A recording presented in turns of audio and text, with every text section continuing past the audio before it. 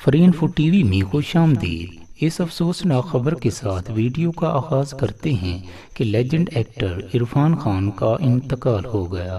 عرفان خان کے انتقال کی خبر سن کر ہر آنکھ اشک بار اور ہر دل رنجیدہ ہے۔ چہروں پر خوشیاں اور مسرتیں بکھیرنے والا آج سب کو روتا ہوا چھوڑ کر خود دنیا چھوڑ گیا۔ آئیے ناظرین، عرفان خان صاحب کی زندگی پر ایک نظر ڈالتے ہیں۔ عرفان خان 7 جنوری 1966 کو جے پور راجستھان میں پیدا ہوئے۔ آپ کا اصل نام صاحبزادہ عرفان علی خان رکھا گیا۔ آپ کے والد کا نام صاحبزادہ یاسین علی خان اور والدہ کا نام سعیدہ بیگم تھا۔ آپ کے 2 بھائی سلمان خان اور عمران خان اور ایک بہن رخسانہ بیگم ہیں۔ آپ کے والد ٹائروں کا بزنس کرتے تھے اور آپ کی والدہ ایک ہاؤس وائف تھیں۔ ناظرین، عرفان خان کے بارے میں یہ خبر جان کر آپ حیران ہوں گے کہ وہ ایک مایہ ناز کرکٹر تھے۔ 1984 میں عرفان خان نے آرٹس میں ماسٹر کی ڈگری حاصل کی۔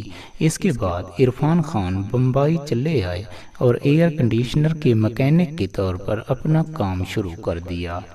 انہوں نے سپر سٹار راجیش کھنہ کے گھر کا ایئر کنڈیشنر بھی ٹھیک کیا۔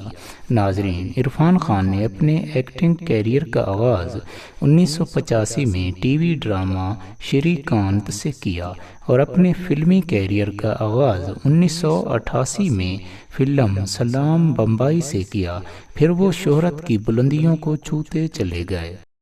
عرفان خان نے 23 فروری 1995 میں سوتاپا سکدار سے شادی کر لی، جو کہ ایک ہندو برہمن ہیں۔ ان کی بیوی سوتاپا ایک فلم پروڈیوسر، ڈائیلاگ رائٹر اور سکرین پلے رائٹر ہیں۔ ان کے 2 بچے ایان خان اور بابل خان ہیں۔ آج کل عرفان خان اور ان کی فیملی اوشیوارا بمبئی میں مقیم تھے۔ ناظرین، عرفان خان کی مشہور فلمیں پیکو جو کہ 2015 میں ریلیز ہوئی، ہندی میڈیم جو کہ 2017 میں ریلیز ہوئی، پان سنگھ تومر جو کہ 2012 میں ریلیز ہوئی، دا لنچ باکس جو کہ 2013 میں ریلیز ہوئی، لائف آف پی آئی جو کہ 2012 میں ریلیز ہوئی، مداری جو کہ 2016 میں ریلیز ہوئی، لائف ان آ میٹرو جو کہ 2007 میں ریلیز ہوئی۔ ان کے علاوہ بھی ان کی کئی سپر ڈوپر فلمیں بالی ووڈ کی زینت ہیں۔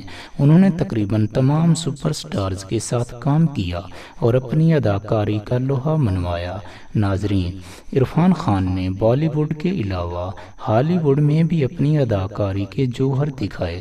ان کی انگریزی فلمیں آ مائٹ ہرٹ اور انفرنو قابل ذکر ہیں۔ ناظرین، 2018 میں تشخیص ہوئی کہ وہ کینسر جیسے موذی مرض کا شکار ہیں۔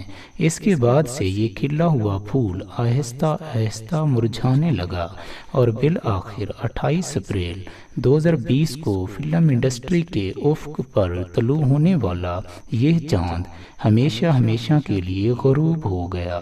اللہ تعالیٰ انہیں جوار رحمت میں جگہ عطا فرمائے اور ان کی مغفرت فرمائے۔ اگلی ویڈیو تک کے لیے اللہ حافظ۔